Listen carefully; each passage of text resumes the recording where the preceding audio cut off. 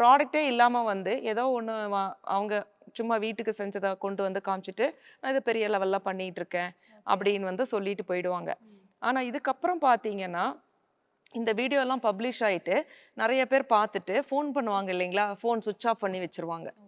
ஸ்விட்ச் ஆஃப் பண்ணி வச்சோன்னா, அடுத்த கால் எங்க வரும்னு கேட்டீங்கன்னா, உங்களுக்கு. என்ன நோக்கி வரும். ஸோ என்ன நோக்கி வர்றப்ப நான் சொல்லுவேன், "இல்ல அவங்க ஸ்விட்ச் ஆஃப் பண்ணா நான் என்ன பண்ண முடியும்?" அப்படின்னு சொல்லி கேட்பேன்.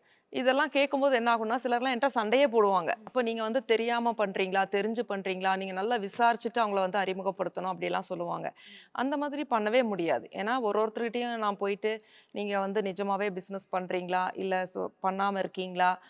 அப்படின்ற ஒருத்தரையும் நம்ம வந்து என்கொயரி பண்ணி நம்ம வந்து அவங்கள அறிமுகப்படுத்த முடியாது இல்லைங்களா? ம். அவங்க சொல்றத நம்பி தான் நம்ம வந்து அவங்கள அறிமுகப்படுத்துறோம். ஸோ இந்த மாரி எல்லாம் நெறைய விஷயங்கள் வந்து நடந்திருக்கு. ஓகே. அப்ப என்ன கேட்பாங்கன்னா, அவங்க வந்து விளம்பரத்துக்காக வந்து குடுத்துருக்காங்க. ம். அவங்ககிட்ட ப்ராடக்ட்டே இல்ல.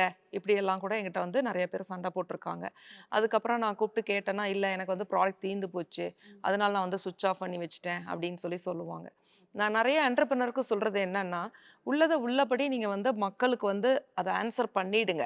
ம். ப்ராடக்ட் இல்லன்னா கூட என்கிட்ட இப்ப ப்ராடக்ட் இல்ல. எனக்கு தயார் பண்றதுக்கு ஒரு 20 டேஸ் ஆகும், 15 டேஸ் ஆகும். அந்த 15 டேஸ்க்கு அப்புறம் நான் ப்ராடக்ட் தயார் பண்ணி தரேன். இப்படியெல்லாம் நீங்க அவங்களுக்கு சொல்லுங்க அப்படின்னு சொல்லுவேன். ஆனா, இவங்களுக்கு என்ன நடக்கும்னு எனக்கு தெரியல.